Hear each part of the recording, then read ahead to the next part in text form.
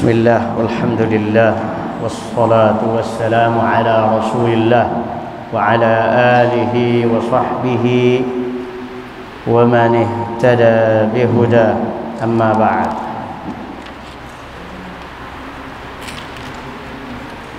Mulai malam ini kajian kita adalah kitab Riyadhus Shalihin.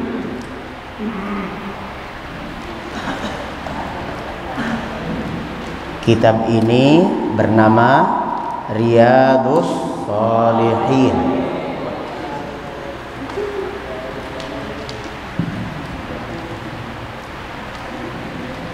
Ditulis oleh Al-Imam An-Nawawi rahimahullah. Siapa itu Al-Imam An-Nawawi? Beliau adalah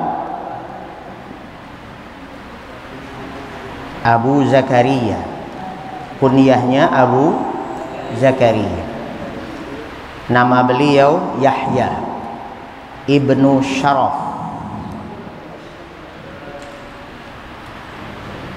Yahya ibnu Sharaf.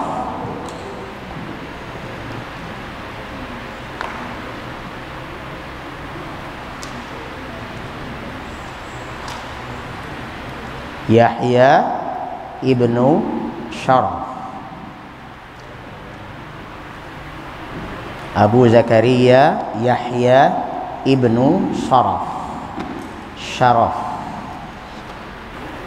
Langsung masuk pada bab yang pertama. Bismillahirrahmanirrahim. Babul ikhlasi wa ihdarin niyyati fi jami'il a'mali wal aqwali wal ahwali al barizati wal khafiyyati.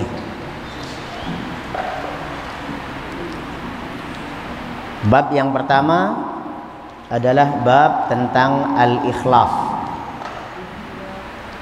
wa ihdarin niyyah, dan menghadirkan niat fi jami'il a'mali, dalam semua perbuatan, wal aqwali, perkataan, wal ahwali, keadaan, dan keadaan, al barizati, al barizah artinya al-zahirah, yang zahir, wal khafiyah, yang batin. Bab ini berbicara tentang ikhlas. Apa itu ikhlas? Ikhlas artinya menjadikan amal kita murni untuk Allah. Menjadikan amal kita murni untuk Allah. Anak-anak sekalian, manhaj Al-Imam An-Nawawi, metode beliau dalam menyusun kitab ini, pertama beliau menentukan judul. Setelah judul, kemudian beliau menyusun dalil-dalilnya. Bagian pertama, beliau menuliskan beberapa ayat Al-Quran sebagai dalil dari judul tersebut. Berikutnya baru menuliskan hadis-hadis yang terkait dengan bab tersebut. Jadi isinya kitab ini judul, ayat-ayat, hadis-hadis. Judul, ayat-ayat, hadis-hadis. Judul, ayat-ayat, hadis-hadis. Begitu. Selanjutnya masuk kepada dalil dari Al-Quran. Qala Allah Ta'ala, wa ma umiru illa liya'budullaha mukhlishina lahuddin Dan tidaklah mereka diperintah kecuali untuk memurnikan ibadah kepada Allah. Memurnikan ibadah kepada Allah. Itu adalah dalil ikhlas. Dalil kewajiban ikhlas.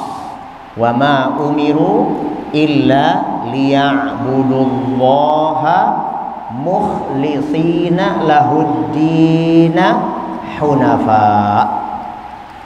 Hunafa artinya secara lurus, konsisten.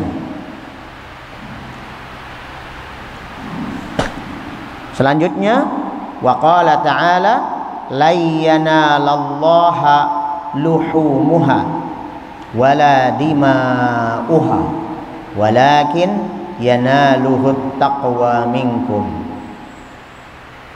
Ayat yang kedua dari surah Al-Hajj ayat 37. Kalau tadi surah Al-Bayyinah ayat 5. Sekarang surah Al-Hajj ayat 37.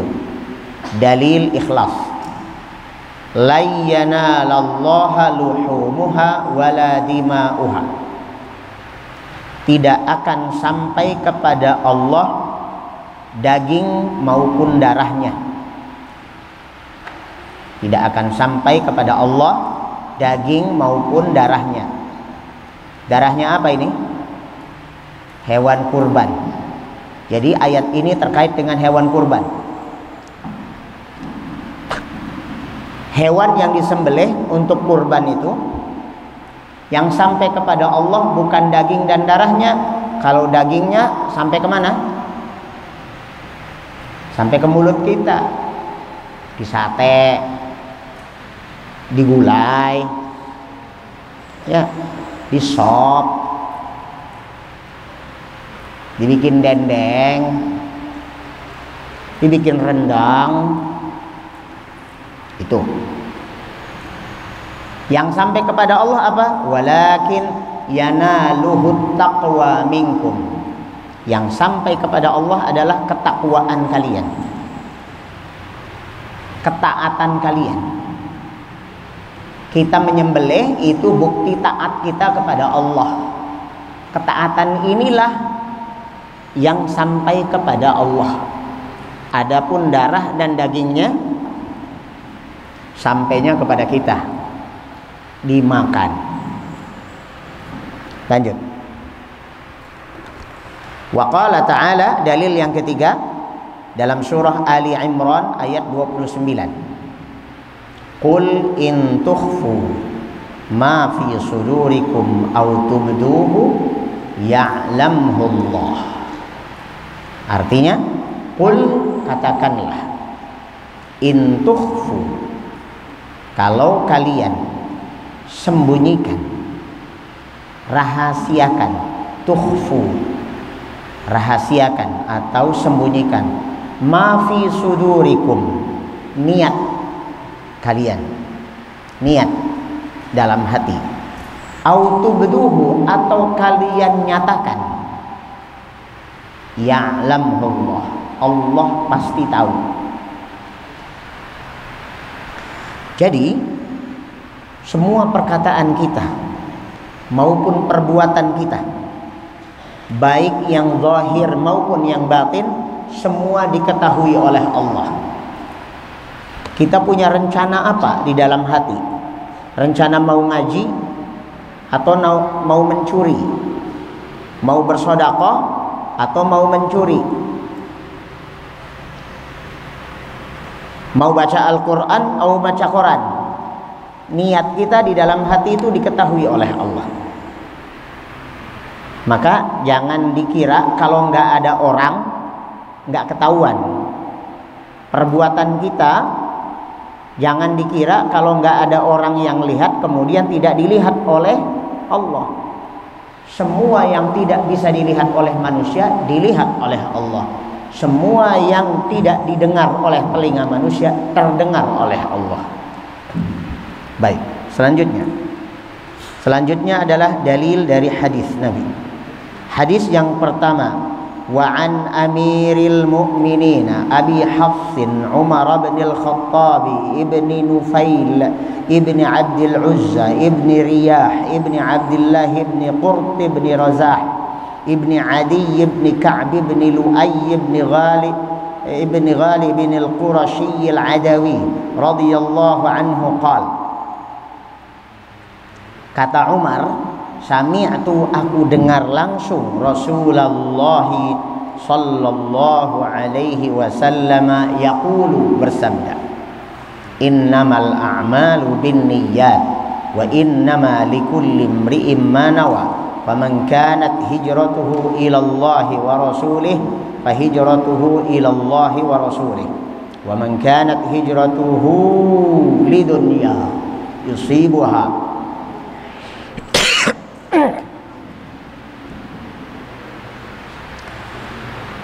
wa man kanat hijratuhu lidunya yusibuha aw imra'ati yankihuha fahijratuhu ila ma hajara ilaih muttafaqun ala sihhatihi. Umar ibn al-Khattab radhiyallahu an mengatakan, aku mendengar langsung Rasulullah sallallahu alaihi wasallam bersabda, semua amal hanya dinilai benar, berpahala, sahih, diterima, bergantung pada niatnya. Dan setiap orang hanya akan mendapatkan sesuai dengan yang diniatkan.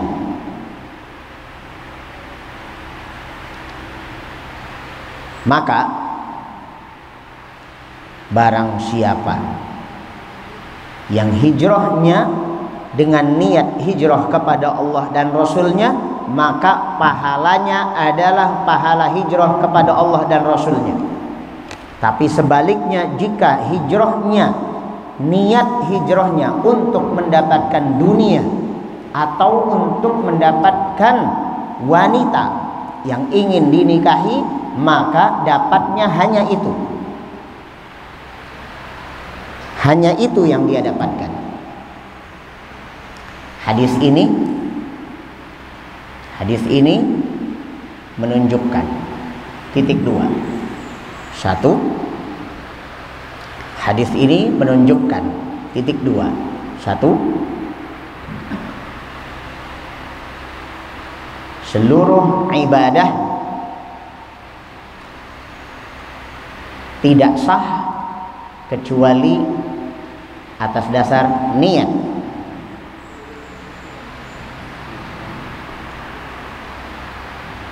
Seluruh ibadah tidak sah kecuali atas dasar niat.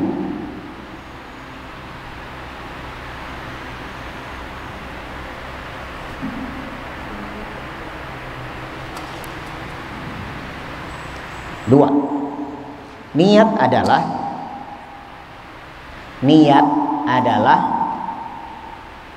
tekad yang ada di dalam hati. Tekad yang ada di dalam hati.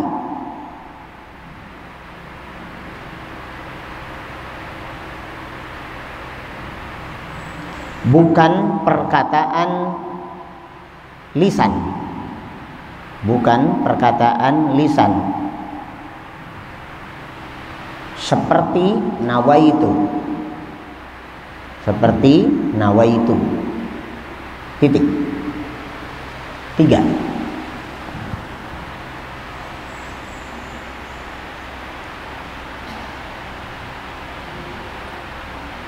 Ikhlas adalah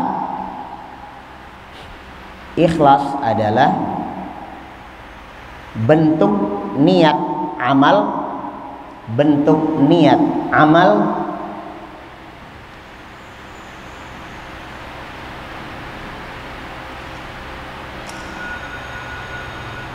yang diterima oleh Allah. Bentuk niat amal yang diterima oleh Allah, yaitu yaitu apabila amal tersebut diniatkan hanya untuk Allah.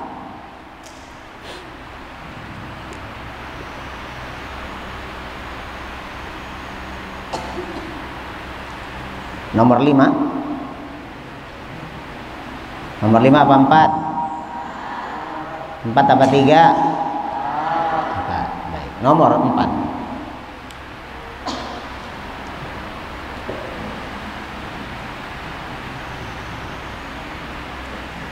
Amal ibadah. Amal ibadah yang diniatkan untuk mendapatkan dunia. Amal ibadah yang diniatkan untuk mendapatkan dunia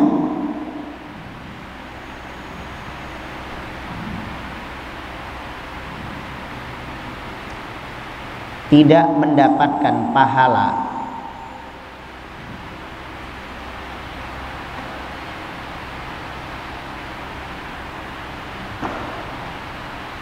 melainkan hanya mendapatkan dunia.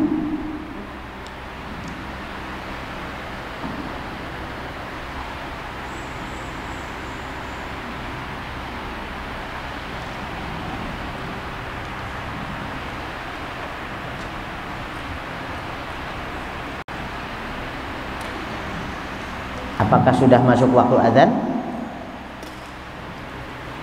Belum. Kalau nanti sudah masuk waktu azan, ingatkan Buya. Hadis kedua. Wa an ummil mu'minin ummi Abdillah Aisyah radhiyallahu anha qalat qala Rasulullah sallallahu alaihi wasallam yaghzu jayshun al-Ka'bata فإذا كانوا ببيداء من الأرض يخسف بأولهم وآخرهم قالت قلت يا رسول الله كيف يخسف بأولهم وآخرهم وفيهم أسواقهم ومن ليس منهم قال يخسف بأولهم وآخرهم ثم يبعثون على نياتهم متفق عليه هذا لفظ البخاري. Kita ulang. Wa an ummil mu'minin. Hadis ini diriwayatkan dari jalur ummil mu'minin Aisyah radhiyallahu anha. Ibunda Aisyah radhiyallahu anha kunyahnya Ummu Abdillah. Ummu Abdillah. Padahal Bunda Aisyah tidak punya anak namanya Abdullah. Itu artinya bahwa siapapun boleh memakai kunyah walaupun tidak punya anak. Dan itu sunnah. Ya. Misalnya di sini ada Dinda Maryam, Dinda Maryam Ummu Isa misalnya gitu kan. Nah, padahal belum punya anak. Ini Aisyah, Aisyah Ummu Aldian misalnya. Enggak, oh bukan ya. Aldian kakaknya. Ya. Ummu Raden misalnya. Ummu siapa? Yang di sini siapa? Dio Abu Pinocchio misalnya gitu. Abu siapa? Abu siapa? Boleh. Ya. Itu namanya kunyah. Kunyah. Baik. Qala Rasulullah sallallahu alaihi wasallam. Rasulullah sallallahu alaihi wasallam bersabda, "Yaghzu jayshun al-Ka'bata." Jayshun artinya tentara. Yaghzu menyerang. Ada tentara menyerang Ka'bah. Ayo, ingat nggak dalam Sirah Nabawiyah tentara mana yang telah menyerang Ka'bah? Abroha. Tentara yang dikomandoi oleh Abroha. dari negeri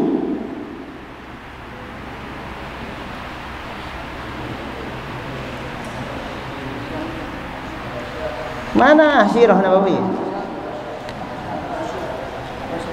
Oh, Nabawi Syam. Sirah Nabawiyah, Khulasah Nurul Yaqin, Amul Fili. Judul. Ya, akhwat lebih ingat bagaimana muridnya Ustaz Aan. Mana? Ada tuan? Ya, sudah. Jadi ceritanya yaghzu jaisyun al-Ka'bata. Ada tentara menyerang Ka'bah.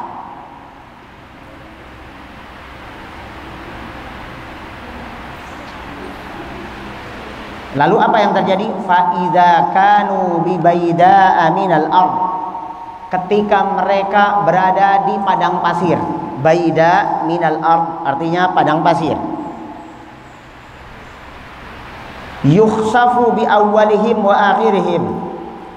Di balik buminya. Artinya yang tadinya di atas menjadi di bawah. Ini bumi dibalik. Yukhsafu bi awwalihim wa akhirihim. Semuanya dibenamkan dalam bumi.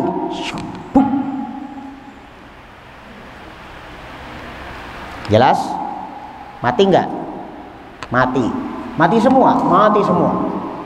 Semua yang ada di wilayah situ mati semua. Dah, itu cerita, singkat ceritanya. Kata Ibunda Aisyah radhiyallahu anha, kata Rasulullah sallallahu alaihi wasallam ceritanya begitu. Setelah mendapat cerita begitu, Aisyah radhiyallahu anha bertanya, "Qultu, aku katakan, ya Rasulullah, wahai Rasulullah, kaifa yukhsafu bi awwalihim wa akhirihim?" Bagaimana mungkin, kok bisa semuanya dibenamkan dalam bumi? Wa fihim, padahal di tengah-tengah mereka aswaquhum, ada orang-orang umum, orang awam. Wa man laisa minhum, dan orang-orang yang bukan tentara. Jadi misalnya ini tentara menyerang Ka'bah. Semua orang tentara dan bukan tentara yang ada di situ semuanya dibalik, buminya dibalik dan dibenamkan oleh Allah. Bagaimana mungkin? Kok bisa begitu? Kan tidak semuanya tentara. Kenapa tidak dipilih? Ini yang tentara matiin, yang bukan tentara nggak usah dimatiin. Kenapa tidak begitu? Apa kata Nabi alaihi salatu wassalam? Qala yukhsafu bi awwalihim wa akhirihim. Semua mereka semuanya dibenamkan dalam bumi. Summa, kemudian nanti di hari kiamat, yub'atsuna, dibangkitkan, ala niyatihim, berdasarkan niat masing-masing. Apa artinya? Isi hati, apakah orang itu beriman atau tidak, apakah dia kafir atau mukmin, itu akan dihisab. Kalau misalnya di sini ada gempa, na'udzubillah, gempa bumi, waduh, yang tukang minum minuman keras, yang tukang berzina, yang tukang judi pada mati, yang tukang ngaji Al-Quran, pinter baca Al-Quran, thalibul ilmi, juga pada mati semua. Matinya sama, tapi di akhiratnya beda. Tergantung niatnya, tergantung amalnya. Jelas? Maka dari itu, niat yang ikhlas karena Allah Azza wa Jalla dalam beramal di dunia ini merupakan penentu selamat atau tidak kita di akhirat nanti. Lihat kitabnya. Lihat kitabnya. Hadis ketiga. Al-hadits tsalits. Wa an Aisyah radhiyallahu anha qalat qala an-nabiy sallallahu alaihi wasallam la hijrata ba'da al-fath walakin jihadun wa niyyatun wa idza istunfirtum fanfiru muttafaqun alaihi wa ma'nahu la hijrata min makkah li'annaha sarat dara islamin. Wa an Aisyah, dari Aisyah radhiyallahu anha qalat, beliau mengatakan qala an-nabiy sallallahu alaihi wasallam, Nabi sallallahu alaihi wasallam bersabda, la hijrata, tidak ada hijrah ba'dal fathi, setelah fathu Makkah. Al-fathu yang dimaksud adalah fathu Makkah. Apa itu fathu Makkah? Pembebasan kota Makkah. Emang dibebaskan dari apa? Dibebaskan kota Makkah dari kekuasaan kaum musyrikin Quraisy menjadi kekuasaan muslim. Nabi dan para sahabatnya menguasai kembali Makkah setelah sekitar 8 tahun berhijrah dari Makkah ke Madinah, kemudian kembali lagi ke Makkah, menguasai Makkah. Makkah kembali ke tangan kaum muslimin, sehingga yang tadinya Makkah itu dar kufrin wa syirkin, negeri yang didominasi oleh kaum musyrikin, maka menjadi dar Islam, dar Islam, negara Islam, menjadi negerinya kaum muslimin. Kalau sudah begitu, maka orang yang berhijrah dari Mekah ke Madinah sudah tidak dapat pahala hijrah lagi. Yang tersisa apa? Walakin, akan tetapi tersisa jihadun, berjihad, wa niyyatun, dan niat. Kalau niatnya keluar dari Mekah ke Madinah supaya bisa dekat dengan Rasulullah sallallahu alaihi wasallam, supaya bisa thalabul ilmi langsung dari Nabi sallallahu alaihi wasallam, maka memiliki makna hijrah. Wa idzastunfirtum fanfiru, dan apabila kalian diminta jihad, maka pergilah berjihad. Wa idzastunfirtum artinya, dan apabila kalian diminta untuk berperang, berjihad, maka berangkatlah berjihad.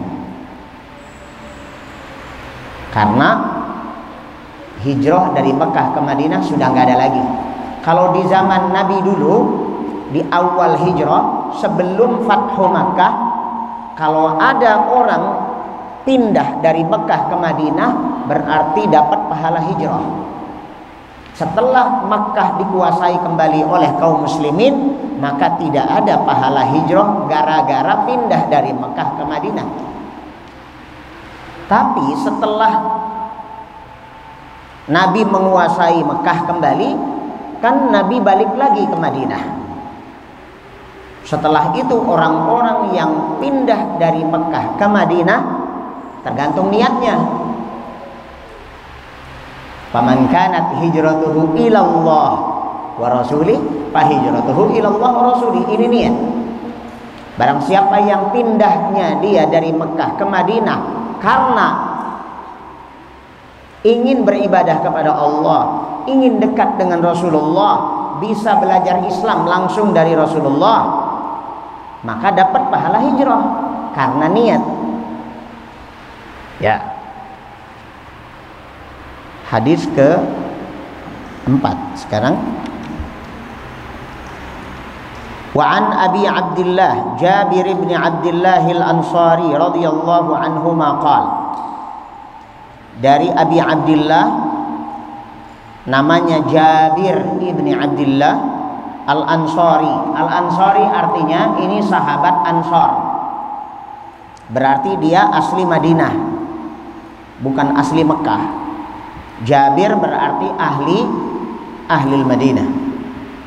Disebut Al-Ansari karena termasuk sahabat Ansor radhiyallahu anhuma. Qala kunna ma'an nabi. Kunna dulu kami bersama Nabi sallallahu alaihi wasallam fi ghazatin dalam sebuah perang. Faqala, lalu Nabi bersabda, inna sesungguhnya bil madinati di Madinah lari jalan ada orang-orang masirtum masiran tidaklah kalian berjalan wala qata'tum wadiyan atau menuruni lembah illa kanu ma'akum melainkan mereka yang masih ada di Madinah itu sebenarnya selalu bersama kalian. Habasahumul marad, mereka tertahan oleh penyakit. Wa fi riwayatin, dalam riwayat lain, illa syarakukum fil ajri, melainkan mereka selalu ikut mendapatkan pahala. Rawahu Muslim. Hadis ini diriwayatkan oleh Al-Imam Muslim. Wa rawahu Al-Bukhari an Anas radhiyallahu anhu qala. Al-Imam Al-Bukhari meriwayatkan hadis ini dari jalur Anas radhiyallahu anhu qala. Kata beliau, raja'na min ghazwati Tabuk. Kata Anas, kami pulang dari perang Tabuk ma'an Nabi, bersama Nabi sallallahu alaihi wasallam. Faqala, beliau bersabda, inna aqwaman khalfana bil Madinah, sesungguhnya ada orang-orang di belakang kita, mereka ada di Madinah. Ma salakna syi'ban wala wadiyan illa wahum ma'ana, tidaklah kita menyusuri gang-gang maupun menuruni lembah-lembah melainkan mereka selalu bersama kita. Habasahumul udhru, mereka tidak bisa ikut perang karena ada uzur. Anak-anak sekalian, hadis ini bercerita tentang adanya beberapa orang sahabat Nabi yang tidak bisa ikut jihad, tidak bisa ikut berperang. Mereka sakit. Ada yang karena harus merawat ibunya yang sedang sakit, sehingga dia tidak bisa ikut berjihad fisabilillah. Ada uzur. Tapi hatinya, niatnya itu pengen banget berjihad. Bahkan ada pemuda gagah berani ingin ikut berjihad. Ditanya, kamu punya modal enggak? Punya bekal enggak? Enggak ya Rasulullah, saya orang miskin, saya enggak punya bekal. Udah, kamu enggak usah ikut perang, kamu diam aja di Madinah. Nangis karena tidak boleh ikut perang. Bahkan ada anak muda, remaja, masih umur 14-15 tahun gitu, maju mengajukan diri kepada Nabi, ya Rasulullah, saya siap berperang, saya siap jihad. Tar dulu, emang kamu siap? Masih kecil, kamu masih remaja. Ya Rasulullah, saya bisa kok ngalahkan orang lebih gede dari saya. Coba diadu, akhirnya pak kok gerbak tuh, wih hebat juga. Iya, kamu ikut. Ikut kata Nabi, so, boleh. Para sahabat dulu yang remaja, apalagi yang udah dewasa, semangat banget, pokoknya jihad fisabilillah, saya ikut. Tapi ada orang yang tertahan, dia tetap di Madinah, tidak bisa ikut. Sedih mereka, pengen, hatinya itu niatnya pengen ikut jihad, tapi tidak bisa ikut jihad karena ada yang sakit, ada yang harus ngerawat emaknya, ya, ada yang baru pengantenan. Ada yang baru pengantenan, kata Nabi, gak usah, urusin aja istrimu. Ya, jadi yang lain berjihad di medan perang, berdarah-darah, kalau dia di atas kasur, ya. ikhwan mulai ngaco pikirannya kalau udah hadisnya tentang gitu ya. Tapi kata Nabi, mereka walaupun ada di Madinah ternyata pahalanya sama yang ikut jihad ini. Kenapa? Karena niat pengen. Jadi kalau ada kesempatan puasa, kesempatan tahajud, kesempatan bersedekah, hati kita itu coba munculkan keinginan. Aduh, itu ada kotak infak nganggur bae ya, kosong bae ya. Pengen saya tuh sedekah. Cuma gimana ya? Saya kan nggak ada yang ngirimin duit.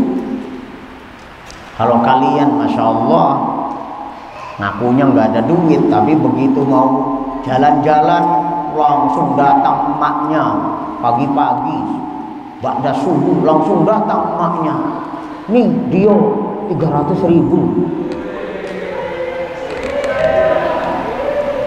Ternyata banyak duitnya. Coba kalau untuk infak sedekah, kalau sahabat dulu jangankan sedekah, sampai jihad fisabilillah pengen banget. Jadi munculkan niat, keinginan. Orang lain hafal Al-Quran, saya pengen. Orang lain tahajud, saya pengen. Walaupun berusaha untuk bangunnya itu berat, gedublak lagi misalnya, tapi hatinya pengen banget. Orang yang seperti itu karena keinginannya yang kuat, mungkin dia lemah badannya. Orang lain tahajud, dia lemes, tapi pahalanya sama.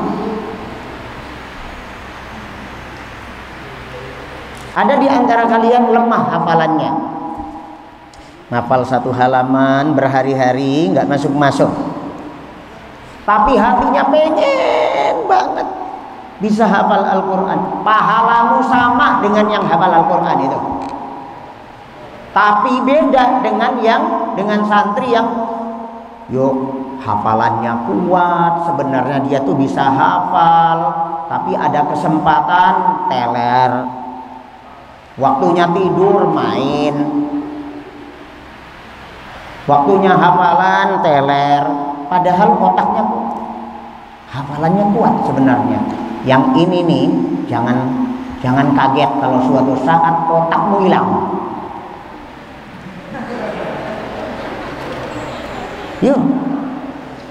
Ya, otakmu hilang. Mohonlah perlindungan Allah, jangan sampai otakmu yang cerdas, hafalanmu yang kuat itu dihilangkan oleh Allah. Siapa yang bisa merasa aman-aman saja kalau ternyata suatu saat dia kejedot batu, amnesia, hilang semua data yang ada di kepalanya hilang semua. Profesor sekalipun kalau dia amnesia berubah jadi kayak anak kecil lagi, nggak tahu apa-apa, sampai lupa namanya. Aku ini siapa ya? Ayo ingat gak namamu siapa? Siapa ya? Namanya sendiri saja sampai lupa. Jadi jangan disia-siakan. Kalian punya potensi hafalan, tapi ternyata tidak dimanfaatkan, disia-siakan. Nanti kamu malah dicabut, kekuatan hafalanmu malah dicabut. Kenapa? Karena tidak dimanfaatkan. Sama seperti kita punya apa? Misalnya punya kacamata, beli kacamata mahal-mahal, tidak dipakai-pakai, akhirnya apa?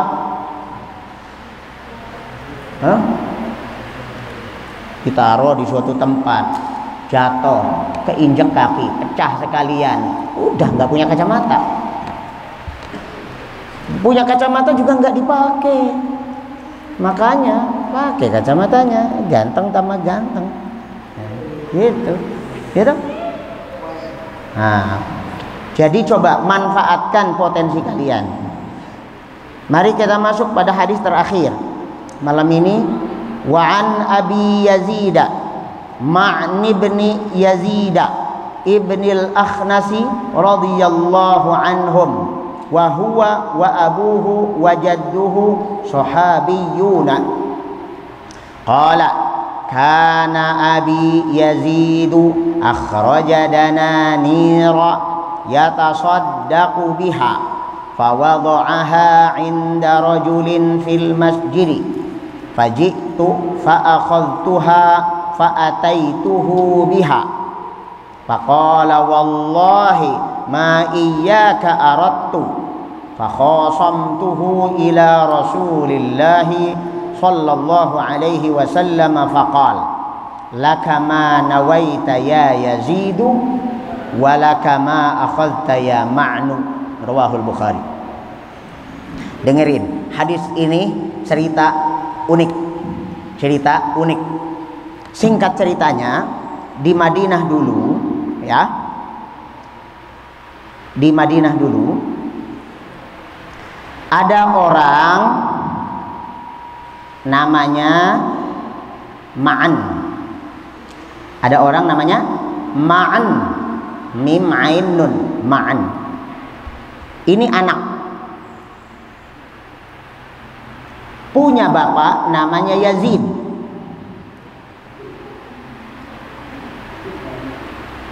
Punya kakek namanya Al-Akhnas. Tiga-tiganya ini sahabat Nabi. Ma'an, Yazid, Al-Akhnas.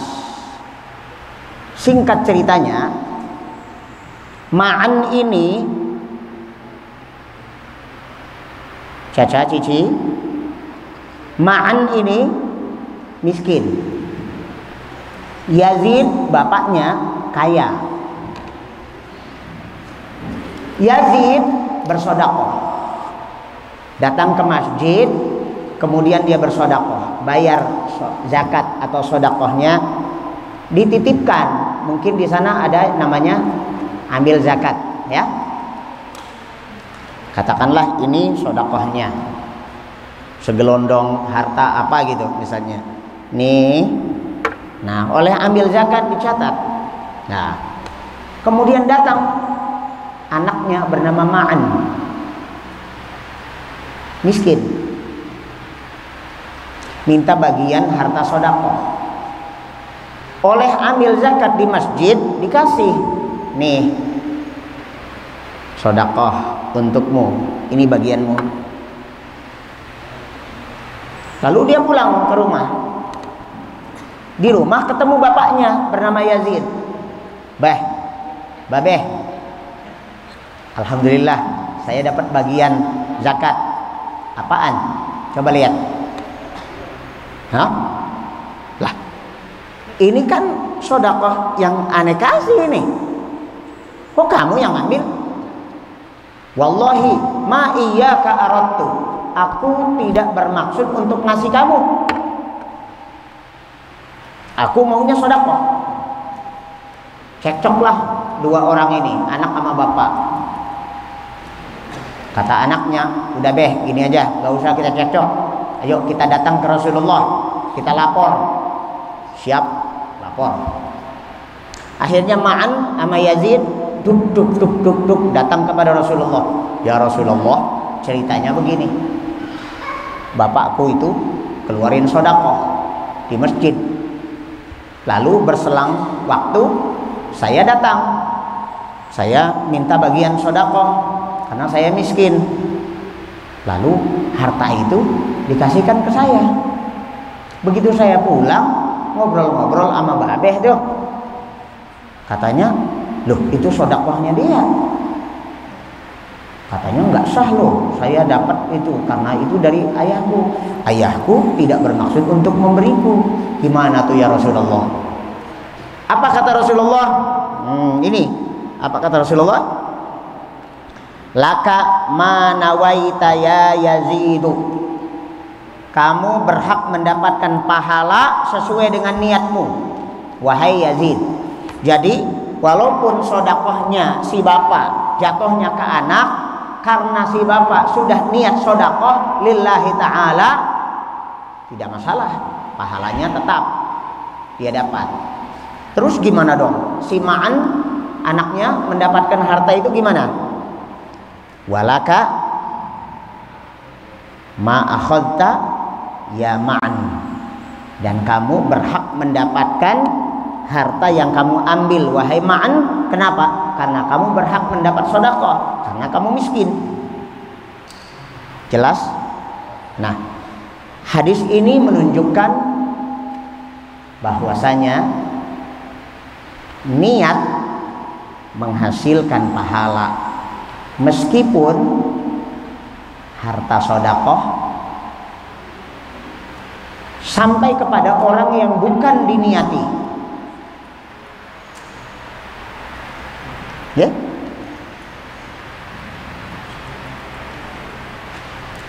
misalnya kita mau kasih tumpeng, nasi tumpeng tuh, siapa yang berhasil menghafal 1 juz dalam 1 bulan ini, maka kita kasih hadiah tumpeng misalnya.